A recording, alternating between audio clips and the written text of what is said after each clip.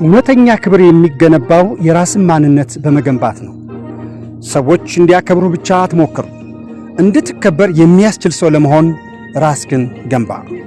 ከፍ ያለ ልቀት ያለው ሰው የሚለየው በሚናገረው ቃል ብቻ አይደለም፣ በሚፈጽመው ተግባር፣ በሚያሳየው ታማኝነትና በሰዎች ፊት ሳይሆን በራሱ ውስጥ በሚያሳየው ስነ ምግባራዊ አናኗር ነው።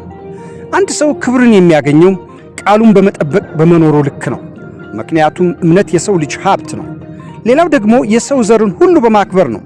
ምክንያቱም ሁል ጊዜ ከፍ ማለት የሚፈልግ ሰው ሌሎችን ዝቅ አያደርግም፣ እንዲያውም የሰው ልጅ ሁሉ ያከብራል።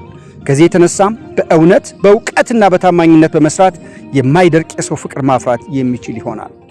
ራሱን በማሻሻል የዛሬ ብቃትን የነገ ጉዞ መነሻ እንዲሆን ያደርጋል። በሰዎች የሚከበር ሰው በፈተና ጊዜ ጸንቶ የሚቆም ሰው ሲሆን፣ ምክንያቱም በእውነተኛ ጥንካሬ የሚገለጠው በችግር ወቅት በመሆኑ ነው።